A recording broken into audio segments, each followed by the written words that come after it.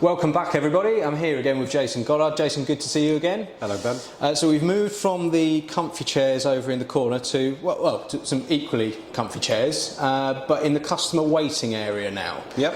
Which is quite an important area of the centre, because it's something you've invested in quite heavily so that customers have a place to stay, base themselves while they're visiting. Yeah, a lot of customers are busy, obviously, and if they're travelling far, they can come up here, get the laptop out, do some work.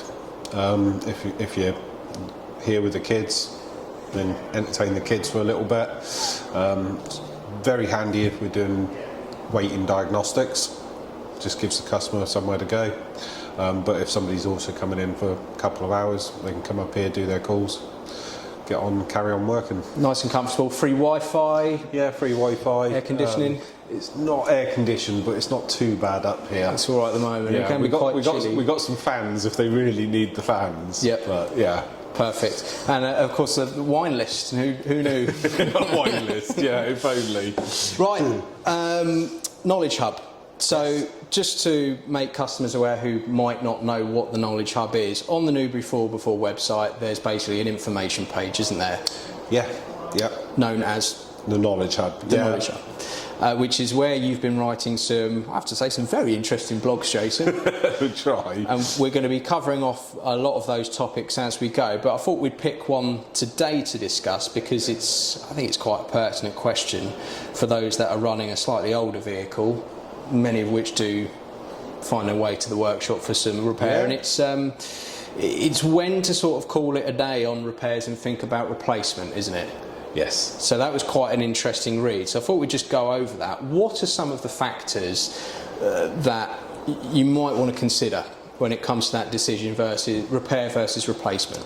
What the vehicle means to you, first and obvious one. You know, if the customers own the vehicle, it's been in the family for a long time, then quite often they go, yeah, let's keep it going, it's a part of the family. But some of the other vehicles, it's not treated in that way, it's just a vehicle to get from A to B. And then you've got to look at what the vehicle's worth, what its value is, and then decide, you know, how much is it going to cost to repair.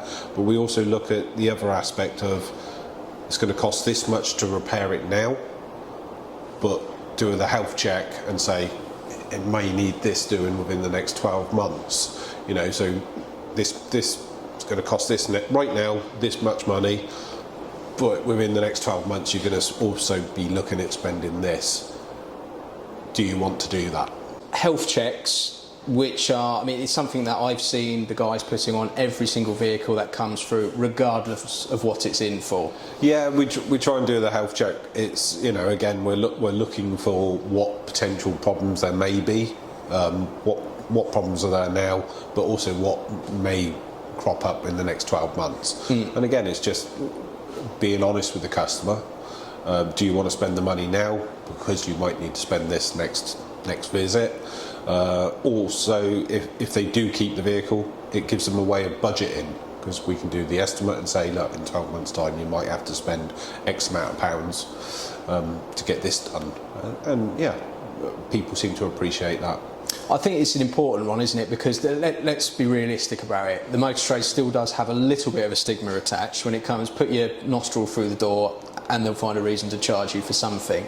Yeah. At the same time, we are living in a world where vehicles aren't as, well, I mean, I used to be able to get away with not worrying about servicing my Vauxhall Corsa from one year to the next. Shoestring budget, young lad. But cars aren't built that way anymore, are they? No, they're really not. No, so you do have to think about these things. So those health checks, while some might think are a way of getting in your wallet, actually the reality is it's to save your wallet in the long term. Yeah, that's what it's really there for. You know, it's say a vehicle comes in for suspension work. If we pick up on the health check that it's really low on engine oil, we've potentially saved that car's engine. You know, ring the customer up, you need a litre of oil in your car, is it okay to top it up? They may say yes, top it up. They may say, well, how much is the oil change? You know, it hasn't had one for a while. So potentially, yeah, you're looking, you know, the other aspect is tyres. You know, how many people walk around their car once a month and actually look at their tyres. I don't, and I'm in the motor trade. So by us doing it, we can potentially stop an accident. So all precautionary measures that you can carry out to avoid more costly damage occurring in the longer term. Yeah, it is. Yeah. Perfect. So again, factoring in repair versus replacement, what are some of the things that you want to be doing as good practice? As a customer? Yeah, to extend the life of your car. Tyre pressure's a real obvious one. Again, we all are guilty of how often do we check tyre pressures. Modern cars pretty much tell you on the dashboard, so we're not too bad with that. Looking at the tyre depth, are they wearing even, things like that. But then fluid levels, is your washer bottle full up? It's not going to cause a breakdown if you're doing a 300-mile journey up to Scotland or somewhere and your washer bottle runs out halfway up on the journey. It's not good. So yeah, it's real. A lot of it is real basic stuff that years and years ago your dad did on a Saturday morning. Yeah. But now we live in a busy world where people haven't got the time. They just jump in a vehicle and think it's going to get from A to B with no issues. So just looking at those items really. Yeah. Is there any particular type of vehicle which is more susceptible to wear and some of the things that might cost more should something go wrong than another type of vehicle? And I think we're probably talking more about demographics, like the kind of person using that vehicle and what they're using them for. Are there vehicles which are more susceptible? The obvious one is if you're a farmer or a gamekeeper and you're using your vehicle a lot off-road, you're going to wear suspension bushes out, shock absorbers out, so they're that ballpark. Normal modern vehicles that are just used on the road, with all the modern emission stuff bolted, you've got a whole different aspect there. So yeah, definitely different areas. With the emission one, it's if you're doing lots and lots of short journeys, it's really not very healthy for those type of vehicles with all the latest emission stuff on there. So yeah. So school run vehicle? School run vehicle, is especially with some of the Land Rover models, they're not designed to do it, but salesman doesn't tell you that when you go to the showroom and buy the vehicle. He's there to sell you a vehicle, not to do the research on what type of driving we use it for. But yeah, that can cause a lot of problems, and it shouldn't do really. In the real world, we should be able to use the vehicle for whatever you want. Well, you and I have touched on before the amazing difference between a vehicle which is just used to do very short mileage in terms of over the course of a year. What's the annual mileage of a vehicle that's doing a school run, very, very small number of miles annually, versus a vehicle which has been used up and down the motorway by a busy executive. At the end of the year, you and I know in the modern age which is probably likely to be in better condition. Yeah, the one that's done the more miles and is going through the heat cycles and getting everything working at the right temperatures for that vehicle to operate properly. Yeah, it's as you've alluded to, it's when it's the short journeys and things aren't getting up to temperature, DPFs, it's a problem, isn't it? Yeah, DPFs are the biggest headache on a modern car. So just explain to those that might not know what a DPF is, because it is something which people sort of, my DPF's broken, and you can see the cogs were in the head scratching. Yes. What is a DPF? What's it designed to do? Diesel particulate filter is what it stands for. It's a filter in the exhaust system, and it's there to stop the harmful gases coming out the back of the vehicle. So all the gases go in there. There's special materials in there.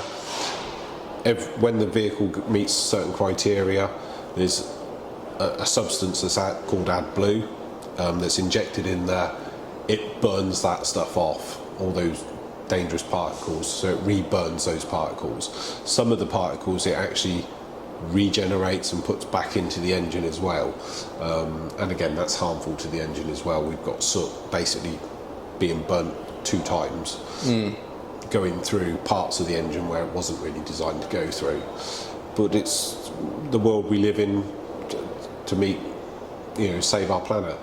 So the stuff coming out the exhaust meets a certain threshold in terms of what we don't want coming out, quantities of it restricting that to a certain amount, and that's putting pressure on engines these days, isn't it? They're working in ways, lot of pressure. as you said, they work in ways which they shouldn't be. Yeah. Just so stuff coming out the back isn't that bit cleaner, which I guess is a good thing to look to achieve. But if you're making engines work harder in the first place... Yeah, and for certain types of vehicle, we look after a couple of people that are tree surgeons. So their vehicle may be just idling all day. They block DPFs up like quicker than anything because the car's not going through drive cycles, it's not warming up. So the engine ECU is not meeting the criteria to go, right, I need to do a regen, this filter's full up. And because it can't do that, the next time you start it up, those gases can't get past the filter. So then that's back pressure into the engine, which causes turbo issues, engine issues. So expensive. So we've almost come full circle here. So talking about what you can do to protect the longevity of your car's life, when the decision does come to replace, which it invariably does at some point, I guess a little bit of education, thinking about buying a vehicle with the right equipment, the right technology to suit your life and its use is just as important. It is now, yeah. I mean, we're seeing, how would I describe it? 15, 20 years ago, the government was telling us that petrols were bad for us, so they enticed us to buy more diesels. We bought diesels, we drove diesels, and diesel fundamentally is a good vehicle, but now they're telling us that's more harmful than the petrol. So again, we've bolted more and more stuff on there to make it less harmful. So the EGRs, the DPFs, helping the planet, not helping the vehicle. And again, the driving cycles that customers do is hugely effective on how long that engine will last or those components will last. So if you were doing the longer journeys that we alluded to, then actually diesel, that's a suitable fuel. Yeah. Gets to the heat cycle, burns, everything's working the way it was designed to work. Yeah. Going back and forwards, petrol would probably be the better alternative, I would assume, for people driving those kind of journeys. Unfortunately, we don't see many petrols these days. But yeah, petrol for shorter journeys is better. It's still, again, being hampered by emissions, but it's not affecting the vehicles so much. They're generally more reliable for the short journeys, and then it's the hybrid and full EV you've got to look at those options as well, really. Yeah. Interesting. So a little bit about that to summarise: make sure you're doing your basic checks, pressures, fluid levels, just the simple things. Paying attention to what the health check might say on a service. Yeah, because like I say, the health check's there to help the customer. It's not a money generator. It really is there just to advise the customer what might need doing, what needs doing now, what might need doing in the future. That's why we do it. Yeah. And then a little bit of buying advice, I guess, if you are looking to replace, is think about buying a vehicle which suits your needs. I would always say do some research. Just do the research. Maybe write a list of what your criteria is out of a vehicle before you buy it. What size vehicle do I need? How many doors do I need? What type of driving style do I have? And then do the research. Fantastic. Well, Jason, as ever, thank you very much for your time. We'll be revisiting the Knowledge Hub for some more features together, whether it be here in the waiting room, whether it be over in the corner or out on the road. So look forward to some more of our chats. Lovely. Jason, Cheers, Ben. Thanks very much. Take care.